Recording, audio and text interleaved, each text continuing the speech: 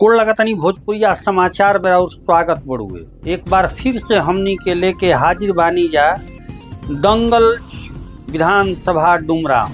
जी हाँ, दंगल ए से कहा था कि एगो ऐसन सीट बा डुमरांव जौना तरीका से भारत रत्न उस्ताद बिस्मिल्लाह खान के शहनाई देश ही ना विदेश में भी गूंजत रहे, वैसे ही यही जाके विधानसभा के टिकट के प्रत्याशी के आवाज गूंज रहल बटे। एकाध गो प्रत्याशी नइखन महाराज, अनगिनत प्रत्याशी बने जेकर गिनती ना कइल जा सकेला। भारतीय जनता पार्टी कहले बिया कि लोकल फॉर वोकल, यानी जे लोकल होई ओकरे के सीट के दावेदार मानल जाए। लेकिन एहिजा तो ढेर लोग उड़नबाज चिरई बालो, बाहरी होक के एहिजा से दावेदारी पेश करे शुरू कर देता लोग। बात करत जा एनडीए के। जी हाँ, जितना प्रत्याशी आवत रे बहरी से आवत रे। ई बताई कि जब अपन माई बाबू अपन लड़का के जितना सेवा करी, उ नकली माई बाबू कबो करी, कबो ना करी। एकरे परिणाम रहल कि सांसद सुधाकर सिंह जीती गए लोकल कही के लोकसभा के चुनाव में। अब विधानसभा चुनाव होखे वाला बटुए। आतना माथा पेची यह सीट पर बटुए। कुछ दिन पहले ही एनडीए कार्यकर्ता सम्मेलन भइल, जौना में एगो ना भयवा दर्जनों प्रत्याशी जौन बाणे तवन आपन तुमड़ी या राग लेके वो कार्यकर्ता सम्मेलन में पहुंचल। केहू हुड़का के नाच लेके पहुंचल, केहू पीछे से जयकारा लगवावत पहुंचल, केहू बैंड बाजा बजवावत पहुंचल, लेकिन पहुंचल सब। पूरे डुमरांव में पोस्टर लाग गई कि विधानसभा के भावी प्रत्याशी। बाप रे बाप, कितना भावी प्रत्याशी बाड़े। हालांकि लगभग समझ से 2000 के पहले तक भाजपा कबो सीट पर नहीं लड़ल, लेकिन यह बार जदयू से इतना कैंडिडेट बने कि जौन अंदर खाने अब मामला चल रहा बा ओकरा के बतावे जा रहा बा भोजपुरिया समाचार। लोकल फॉर वोकल में अगर गिनती कइल जाओ तो लोकल में बहुत सारा ऐसन कैंडिडेट बाणे जेकरा के टिकट जदयू अगर दिया तो दिहल जा सकेला। जौना में एगो नाम धीरज कुशवाहा डुमरांव विधानसभा के अंतर्गत जावत है, ओकर नाम रखा था। सीताराम सिंह जदयू के पुरान नेता, हरेंद्र सिंह जिला उपाध्यक्ष बने जदयू के, विनोद राय, ये सब लोकल बालोग। बहुत सारा नाम बा जौन की नाम हमारा नहीं पता चल पावत आ कतना नाम गिनती कइल जाई। लेकिन अभी जौन ताजा मामला निकल के सामने आ रहल बा उ जान ली। चिराग पासवान से अभी कुछ दिन पहले ही औरक के सोनू सिंह जाके मुलाकात कइले, बिंदु पे चर्चा भई।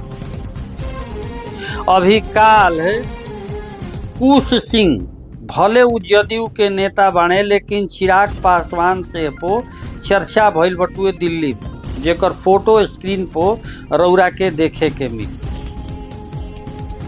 लेकिन सवाल उठत बटुए कि ओमे जब चर्चा भइल बा तो जौन बात निकल के आइल बटुए, चिराग पासवान अब नइखन चाहत कि उ बरहपुर से बार टिकट लड़स, उ डुमरांव से ही दावेदारी पेश करी हैं।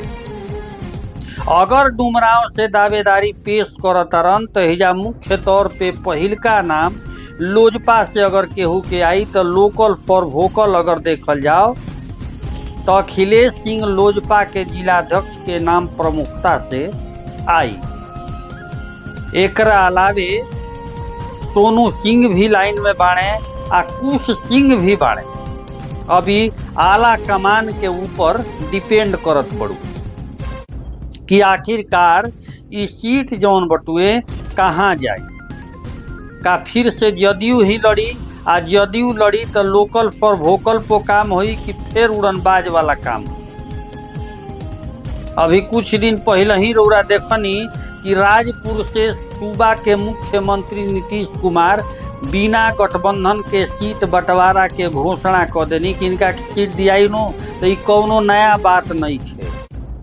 भोजपुर गईनी हाँ वो जो श्री भगवान कुशवाहा के हाथ उठा के कहनी है कि सीट दियाई नो।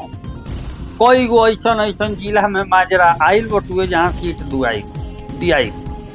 अंदर खाने रौरा के अंदाजा लगा ली कि सूबा के मुख्यमंत्री भले बानी, महाराणा प्रताप जयंती रहला, जैसे ही वहाँ के लाखों रुपया के साल उड़ावल गई, तड़ाक दे साल निकाल के वही घड़ी वापस। दीपक कुमार प्रधान सचिव रहले हैं, गमला के फूल दिहले, उ तड़ाक दे उहे गमला वही घड़ी पकड़ के उनके कपार पर। मियाँ जी लोग के वो कार्यक्रम में नीतीश बाबू गई रही, जहाँ यहाँ के टोपी दिहल लागल लोग, टोपी तड़ाक दे निकाल के वो टोपी वही लोग के पहिरावे शुरू। तो कैसे मानल जाओ कि नीतीश बाबू के बात के ठीक ठाक रही है कैंडिडेट लोग के। जवन सूत्र से निकल के सामने आ रहा बा कि जवन निकल के सामने आवता वही आवता कि जदयू के 3 ही आदमी वर्तमान में चला रहल बा।